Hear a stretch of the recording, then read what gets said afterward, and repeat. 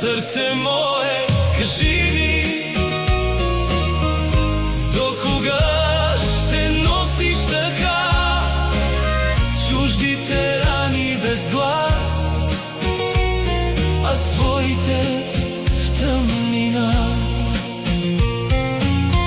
Сърце мое, кажи ми, не те ли боли от това за всички да бъдеш утеха, себе си да забравяш?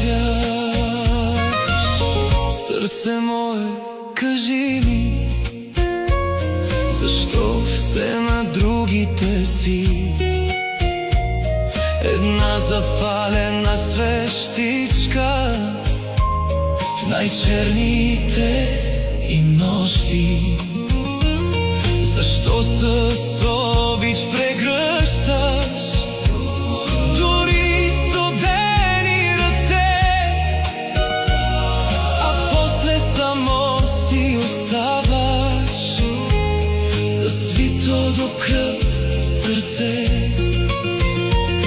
И пак не искаш да видиш, и пак на болката простиш, но има в тебе тиха рана, която дълго никой не познава. Сърце мое, кажи ми, до кога ще носиш така чуждите рани без глас, а своите в тъмнина?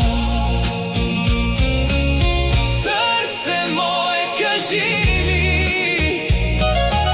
не те ли боли от това за всички да бъдеш утеха, себе си да забравяш?